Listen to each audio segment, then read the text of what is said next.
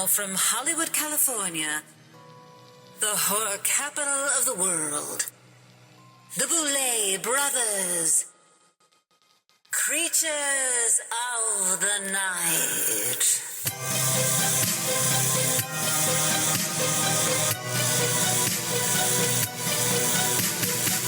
Welcome back to the show, Uglies. A lot's happened this week, so I think we should just get right into it. Absolutely. And let's start where we should start. Okay. Which is the double Emmy nomination Dun, dun, dun, dun. of Dragula Season 5.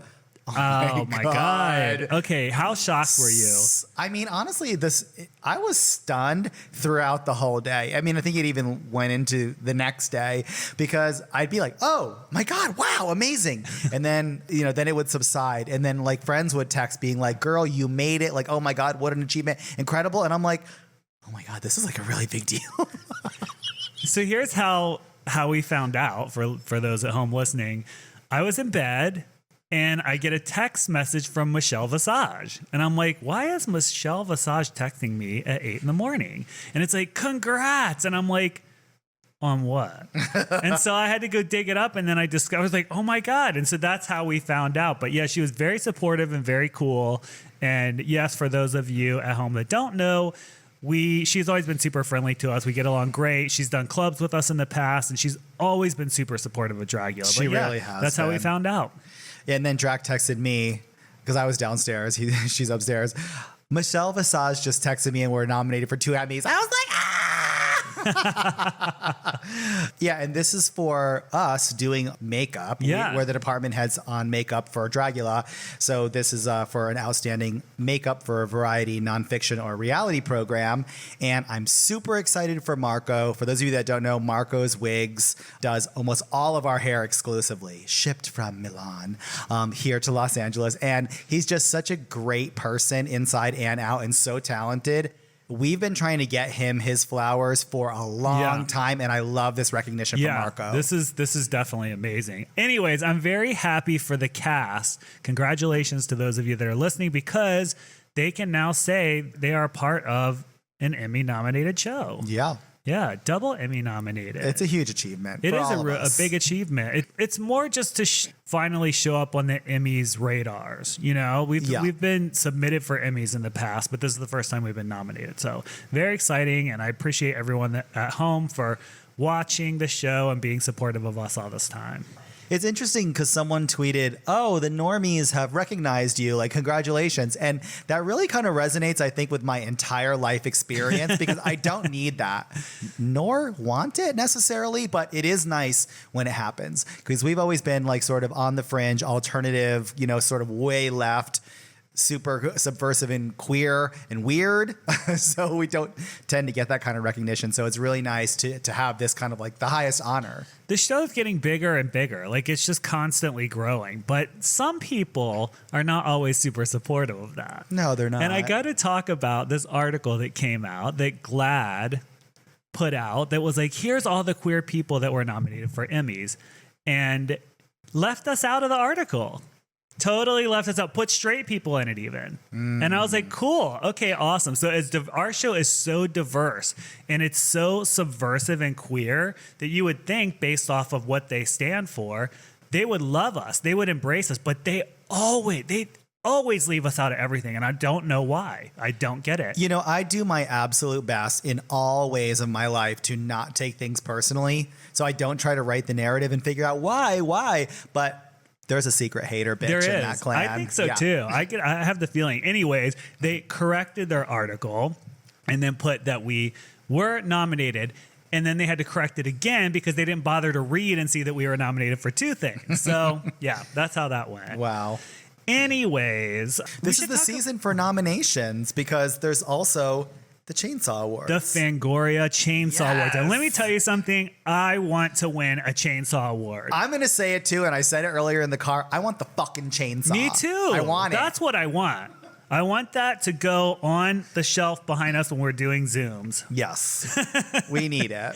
So if you are at home and you're hearing this and it's not too late, please go online and vote for the Boulet Brothers Dragula. Let me see which category we're in.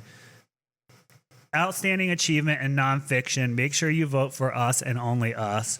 And do that it as many every times. day. Reset your, what is it that identifies your computer? Your IP. Yeah, reset that so you can vote multiple times.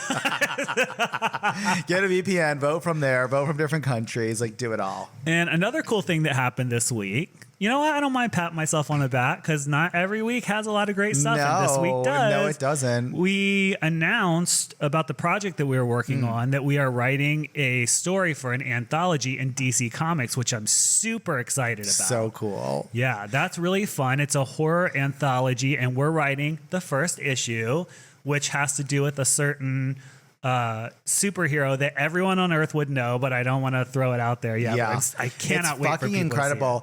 We pitched 3 different ideas, and we're like, let's do the third one, because the third one was like the big one, and bitch, they went for the third one. Yeah, it's so good. It's cool. So I don't know when it's coming out yet, but I'll definitely let people know. They have to go to their comic shops and buy them when they come out. We should also talk a little bit about Midsummer, because that's coming up this weekend. Very soon. Yeah. So do you know the schedule, like when everything's happening? Okay, so Friday we have the kickoff, and there's no programming per se in the booth. However, if you want the merch, and let me tell you, you want the merch, you should plan on getting there on Friday night. We have to talk about our new favorite item. So I don't know how many of you know what these are, but in the 80s, they would put out these like pint glasses from DC and Marvel Comics with comic book characters on them. So it'd be like the Hulk, and it would be a Hulk logo, and they look very retro. Well, we have Boulet Brothers pint glasses now that are so awesome, and we've kind of been hiding them for months now because it took a while to get them made, but we are going to debut them at Midsummer Scream.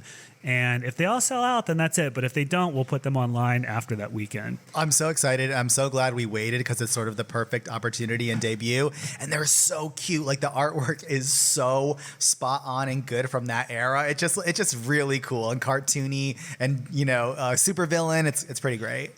So then Saturday from 12 to 1, Blackberry will be in the Dragula Castle doing meet and greets and photos. And we're bringing the whole castle set again, the whole merch side of it. And then you can take pictures with everybody and meet and everything.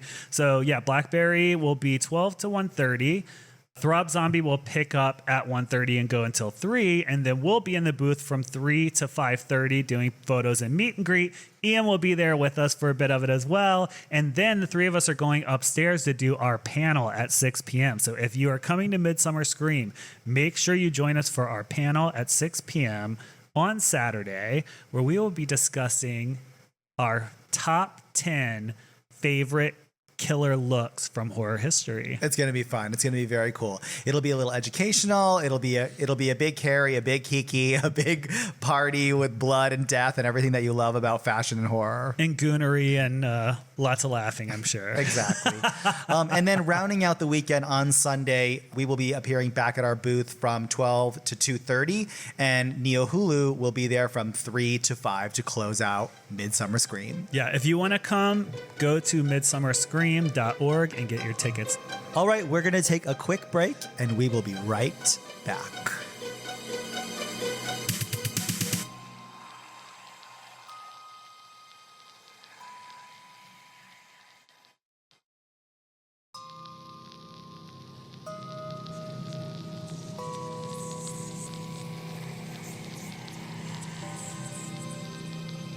Welcome back to the show, my little deviant ingredients. And let's also give a warm welcome back to the graveyard to our cursed and corrupted co-host, Ms. Ian DeVogler. Ian, how are you? I gotta be real with you. I am feeling amazing, and I have had the biggest smile just plastered on my face. Even though I'm not in the studio when you do the intro, I can hear you in the other room, and I am just so excited for you. Congrats. Thank you. It really does feel a little bit like a season of reaping, right? Yes. Like we're kind of, we've been tending the fields for a really long time, and we're getting some fucking fruits and vegetables. She has been sharpening that scythe for a long time. Well, you are part of helping us collect those cabbages, as you know. Well, thank you. And it's interesting when you say, the cast gets to say Emmy nominated. I mean, I am right there. I'm like, Mama, Emmy-nominated Boulet Brothers Dragula Yeah. supervising producer season 5. Exactly. Honey girl. Exactly. You earned that though. You've been right there from day one. So Thank you. Absolutely. Yeah, we did it.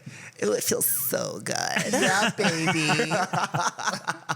So how is streaming going, by the way? Streaming is going amazing. Yeah. This was maybe a couple of weeks ago, but I recently got inducted into this gaming magazine's LGBTQ streamer rising star class of 2024. So I got recognized alongside 4 other streamers. And so we are sort of the streamers to watch as nominated by the gaming magazine ambassadors. And I'm doing a Resident Evil entire franchise playthrough. I am living my Mountain Dew in my mom's basement LAN party fantasy. I'm just honey. going to say this. You are super talented and very focused. I'm not surprised. Yeah, me neither. Congratulations. Thank Yeah. you so much. The only thing that would make it better is if the 3 of us could get our World of Warcraft guild Ooh, together. Get those words. Oh, no. No, because people at home watching us would be like, bitch, they got no life. Oh no. The 3 of them are on there a lot. You know like, what, wait a though? minute, how'd they get to level 80 already?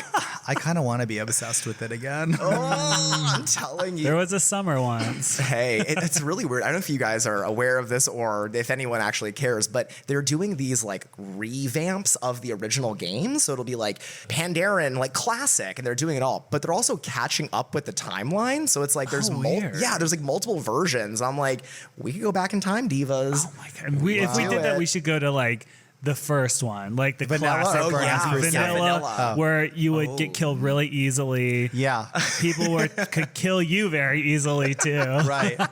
Like, I think Black Rock Depths was like the pinnacle of rating at that point. Yeah. Oh my God, I'm ready. I am red tea, honey. Where can people watch your stream, by the way? You can watch me on Twitch. My Twitch URL is twitch.tv/devogler. I'm doing Wednesdays and Thursdays, 5 p.m. PST, and then 11 a.m. PST on Saturdays and Sundays. And then the other time that you're not doing that, apparently you're going to the gym because you're fucking Ooh, huge. Thank you. I for those of you, I know podcasting a typically not visual medium. I am wearing a total titty shirt today. She's got her titties out. She do. It's really hot in LA these days, and I was wearing a normal person shirt, and then I walked outside and said, "No, I gotta let the girls out." Listen, no excuses needed. You're going for a reason, and it's not to not show anybody, right? Hey, you know what? Listen, I've learned. I'm like, you got to show a little titty on Twitch to get people in the door. Atta girl. Little deep cut collar. Just a little something. Well, it's been interesting because there's a lot of people who they're fans of the Boulet Brothers Dragula, and then by extension, they're fans of Creatures of the Night, and then they come to the Twitch stream, and they don't know my past as a jockstrap festooned stage manager for Queen Kong. And so they'll see these photos and like, oh my God, like what in the world? I'm like, listen, diva, dad's been around the block, okay? She's lived many lives. She has. This kitty has 9 lives, honey. Well, Ian, why don't you bring us some updates and news from the world of Hollywood and horror? Well. It seems as though here at Creatures of the Night, your seer sisters and their one-eyed Igor, that's me, might have a touch of the clairvoyance when it comes to through lines and bylines. And of course, our current event section is no different. It's my turn with the eye, so let's go ahead and dive into the worlds of Hollywood, horror, and all manner of nightmarish news items. I think it's only fair that I provide an update on a news item from last week's episode where I reported that the upcoming Alien Romulus popcorn bucket would feature a cute and cuddly face hugger wrapped around the bucket itself. Well, it seems as though the spirits have lied to me, but they have provided an update on the bucket in the most ridiculous way possible. The updated design for the Alien Romulus popcorn bucket from Cinemark is a classic xenomorph head that you can fill with popcorn. And I would ask all Creatures of the Night listeners to go ahead and Google this popcorn bucket if you haven't already and tell me what you think it looks like. Because personally, I feel it's less of a popcorn bucket and something you would buy for a trip to San Francisco during Folsom. It looks wild. I saw it. I was like, what? what is out of control? Well, it looks like it screws on top of a popcorn bucket, too. No, I it think act- you fist it, really. I think you go right in from the bottom. Now, the other popcorn bucket that you fist is the Wolverine and Deadpool buckets. Oh. What does it look like? They're literally, I love them. It's literally Deadpool or Wolverine's gaping mouth. And Are you Yeah, and serious? you fist the buckets with, yeah. These popcorn buckets are getting gayer and gayer. I want a Xenomorph bucket and I want a Wolverine bucket. In case you're still excited about the popcorn bucket and have money to burn for Halloween decorations, Home Depot has officially unveiled their newest designs for Halloween this year, including an update to the infamous 12-foot skeleton. But not to be upstaged, HalloweenCostumes.com has also announced a whopping 25-foot Beetlejuice inflatable that will only set you back a cool $600. Spirit Halloween has also announced an Art the Clown baby action figure that'll be released alongside Michael Myers, and it seems as though my Nether coins are going to be very thin this year. Yeah. These blow up things that they have now for Halloween are insane. I, of course, am like already looking around. I went to At Home the other day to scout their Halloween stuff. We've been several times. They had this cat that was, I mean, it had to be 30 or 40 feet, and it was insane. It was so huge, and there was a gigantic witch. I was like, this stuff's getting ridiculous. No, it's getting wild. And I love the consistency with which Home Depot keeps bringing it. Because Home Depot was not always known for this kind of thing. But over the last, last decade or so, Home Depot has really become kind of like the emporium of all things humongous in Halloween. There is money to be made from horror and Halloween, and I think everyone's starting to realize that. They could just back on up. Back it up. Back it up, honey.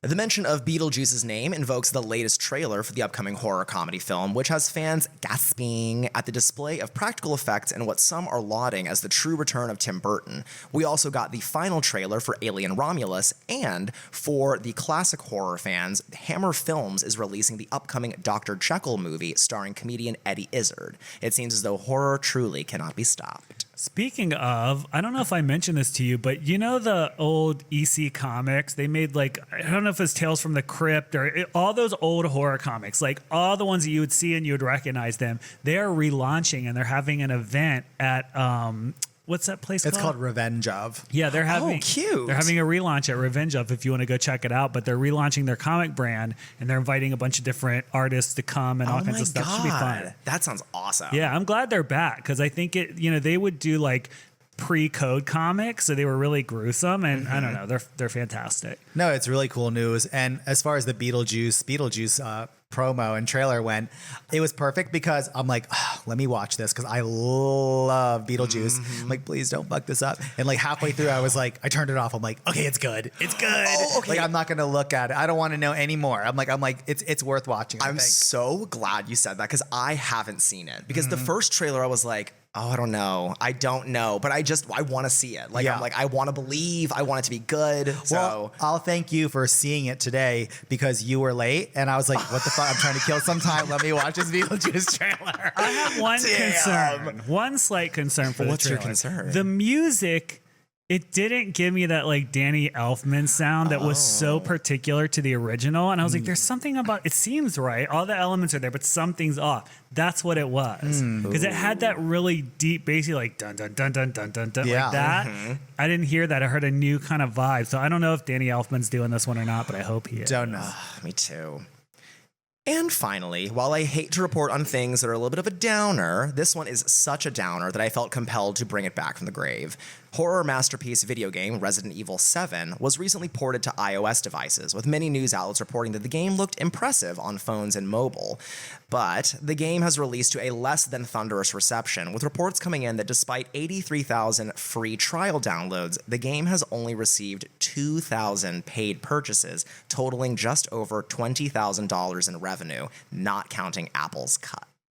Yikes. Wow. Girl. Can't win them all. I mean, the game has been out for a really long time. You should really play it if you're looking for something scary. It's amazing. But is it a flop, or did it do good at one point and now it's flopping? It's or like what? one of the best-selling games in the franchise. Okay. It's been re-released a couple of times, and I think that the flop is who wants to play a AAA title on their phone? Like, I don't know. I mean, my phone screen is good for a lot of things on the internet, but I don't know that that's one of them.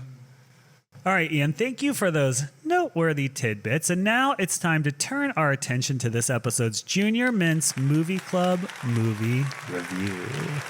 For this episode of the Movie Club, we have decided to stick with our 3 degrees of psycho separation pattern and talk about a film written and directed by Osgood Perkins, who listeners may recall wrote and directed Longlegs, and who also happens to be the son of Anthony Perkins.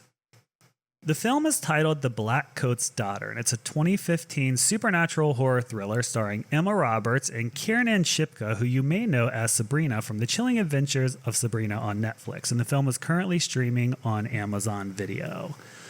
Okay, so let's look at a quick synopsis. During the dead of winter, a troubled young woman embarks on a mysterious journey to an isolated prep school where two stranded students face a sinister threat from an unseen evil force.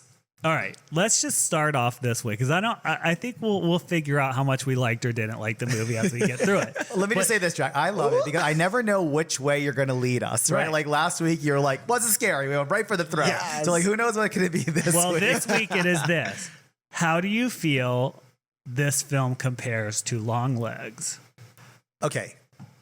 I distinctly see the DNA of Longlegs in this film, particularly in the abysmal pacing, because I was like, girl, I'm on Ambien, I'm on K, like I'm so lost in a hole. I'm like, please, something happen. It really kind of overrode my entire experience watching this film because it's so slow. But you could definitely see the same artistic vision in both movies. What did you think? Well, I'm wondering how you got Ambien and K in the theater, honey.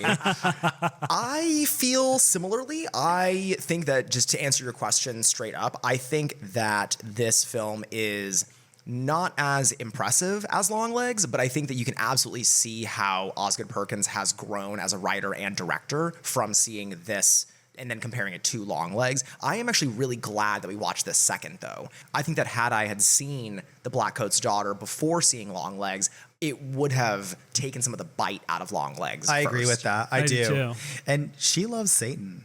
Like She do love when the she devil. said "Hail Satan," I was like, "We're gonna do this again?" Yeah. Well, speaking of, so let's talk about, were you surprised by the twist ending that these things happen 9 years apart? Because obviously we didn't know that until, what, 2/3 through the movie? Yeah. Well, I think that there's actually a tell that happens pretty early on. What was it?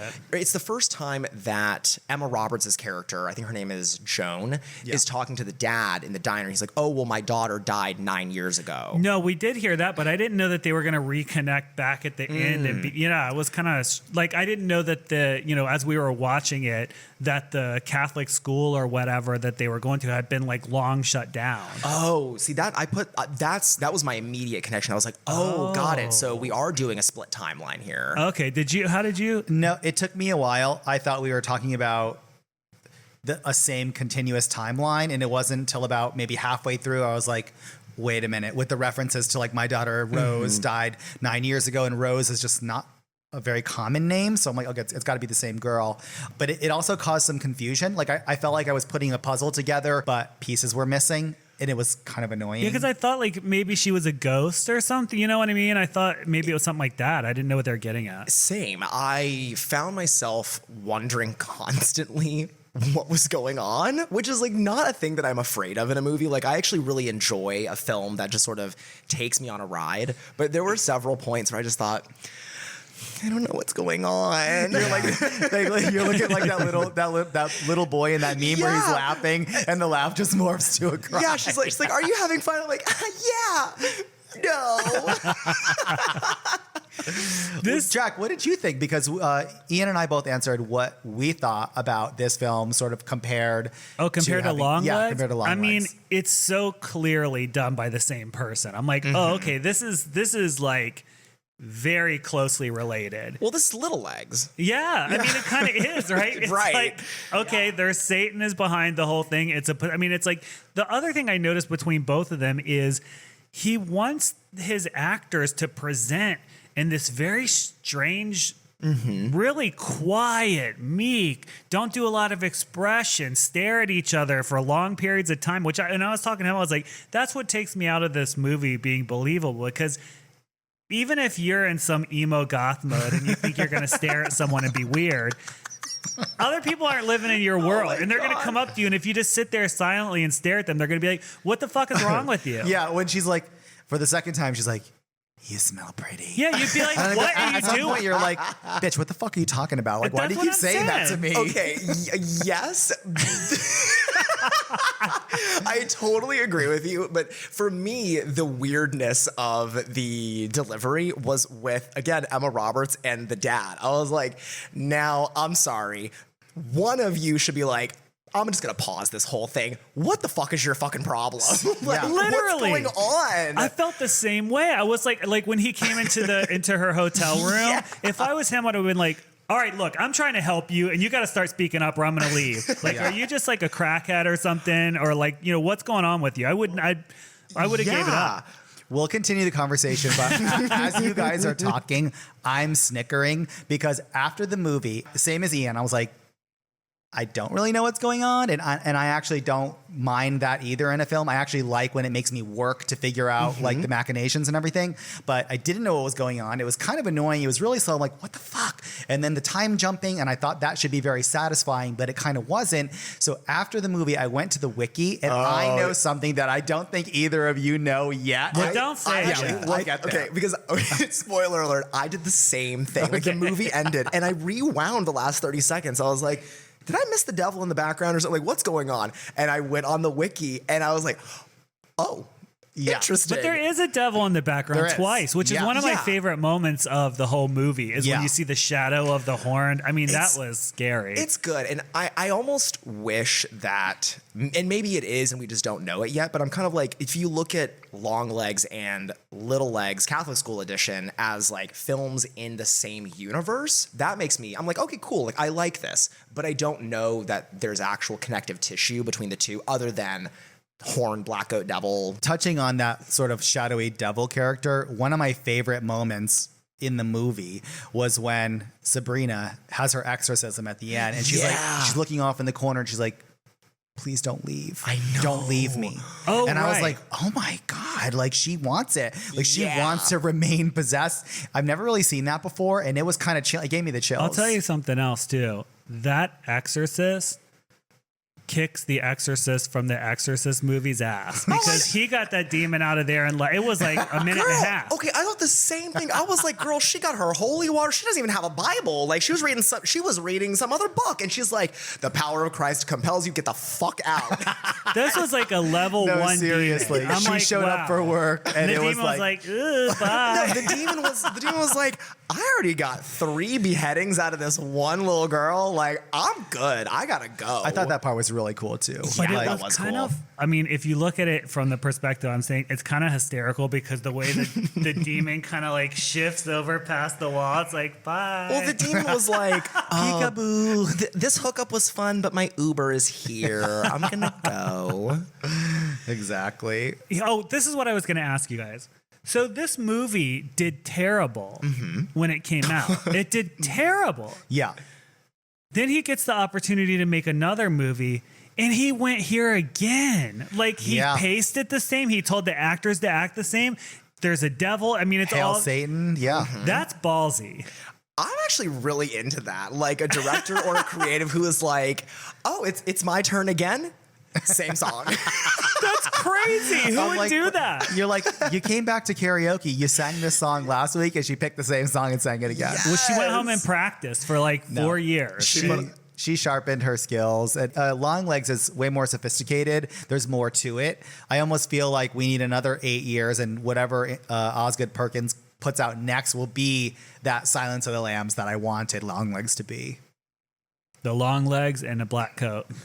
We went from little legs to long legs, and now it's longer legs. There was another sort of like subtle relationship that I enjoyed and kind of questioned, and I'm like, oh, this is kind of interesting. It was the undercurrent that Headmaster Gordon, like the headmaster of the Bramford School, was somehow like involved or like in cahoots with the devil. Oh, you thought that? I kind of did think really? that. Yeah. I thought so as well, but more so just that something was not right. I'm like, and to me, and maybe this is just me, anytime I see a priest or a pastor, I'm like, you're doing something shady with the devil. Like, you're evil. Except for that exorcist. Well, he was the one who called the Uber for him. He's like, I'll get you later. Oh my God. What did you think the significance was? Or do you think they gave us any clues as the 9-year thing?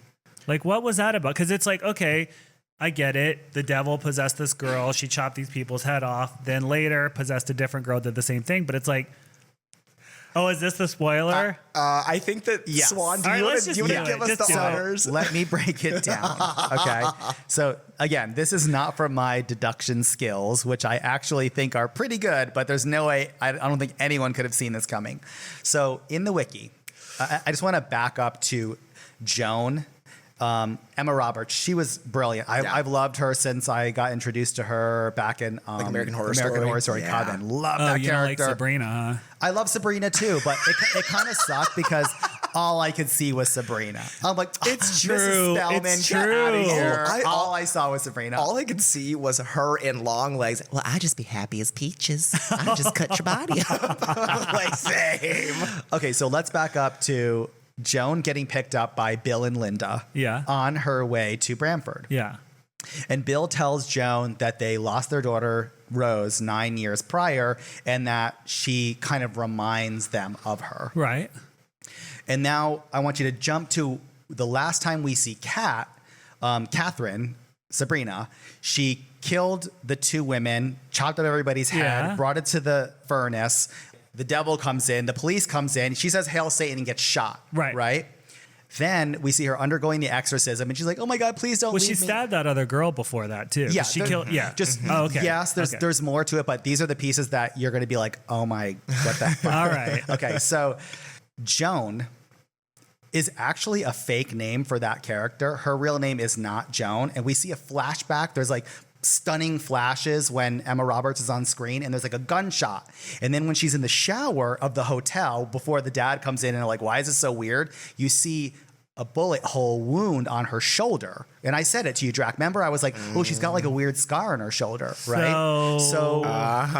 So the audience is supposed to put this together and understand that Joan is actually Catherine grown up 9 years later. You got to be kidding. Trying to go back to Bramford, offering the devil two fresh heads, Bill and Linda, to kind of reignite the furnace and invite the devil back in. That is ridiculous. Isn't that? And then it doesn't work. And that's why she cries. And that's why she's crying and screaming at Wait, the end. what? When is she crying and screaming? Remind me. At the very end, like the drones kind of raise and she's like wailing, but it's really muffled. Oh, right. Yeah. So what is she sad about?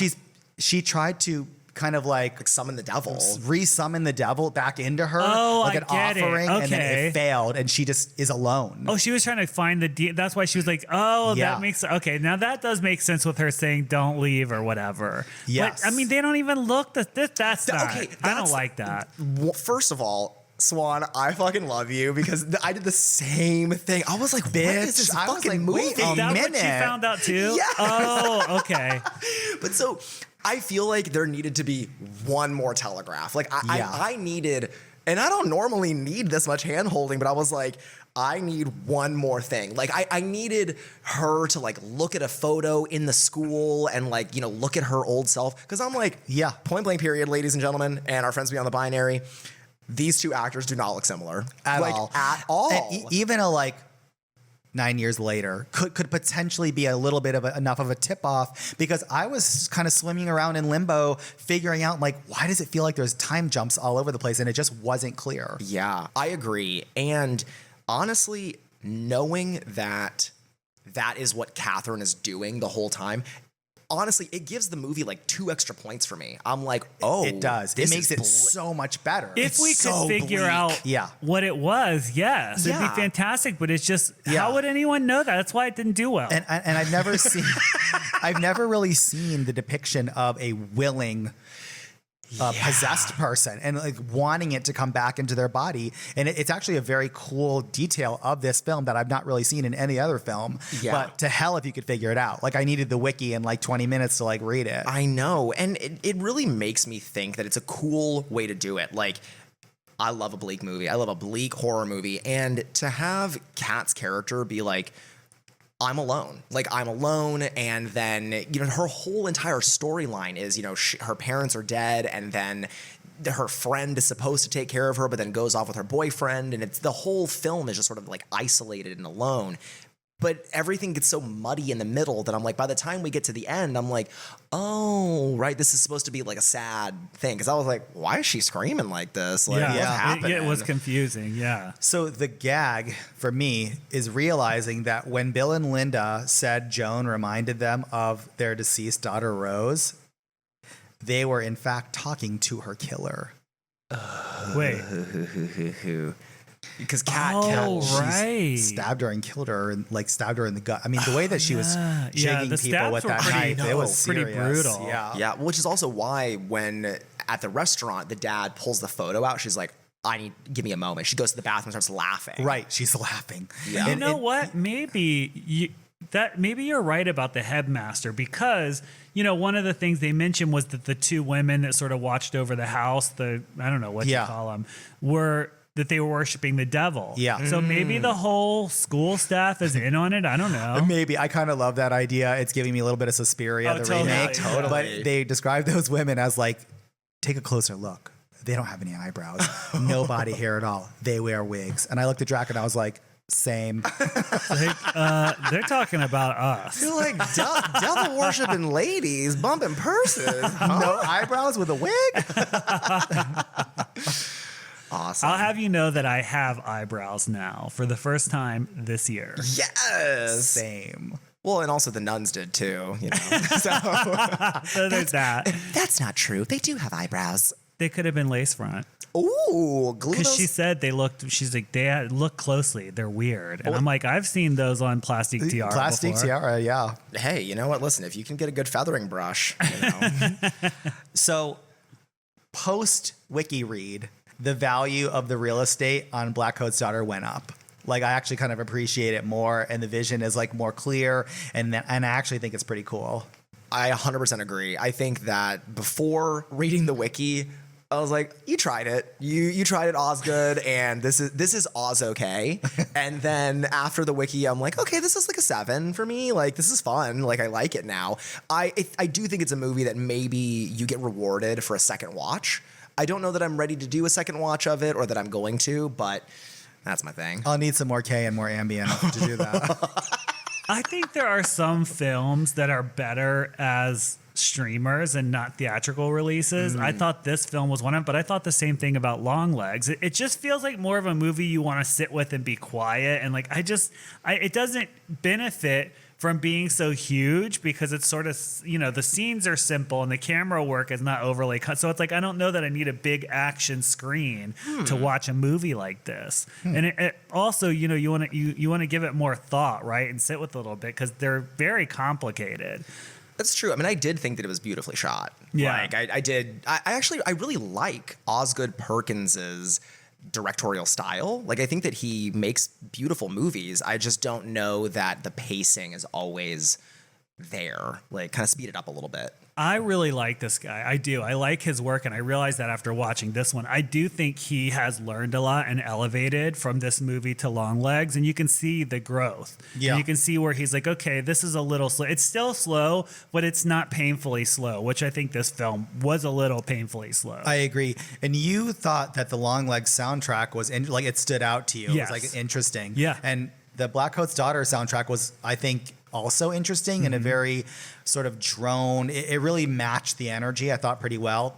And Osgood Perkins did something in both films that really kind of got me because I'm a jumpy person and, if you're going to do a jump scare, you're going to get me. But he doesn't really do jump scare, but he'll switch the scene kind of sharply and then a sound will accompany the switch of the scene. So like, it'll be like you're looking at Sabrina in the bed, and then it cuts and a door is opening in a dark hallway, but the door is like really loud, and those sounds were making me like edgy. I was getting jumped. I'm like, ooh, this is making me so uncomfortable. Totally. Really successful. He also, at the end when she was screaming and he masked, or there was like drone sounds that came up and muffled her out. I thought that was really disturbing too. No, yeah, it was great. It was almost like blood rushing to her ears, and like she couldn't even hear her own voice. That's what I took from it. All right, so we would recommend this film, yeah? I think so. Okay, Yeah. great. Yeah. That's it then. That's the end of the podcast. Goodbye.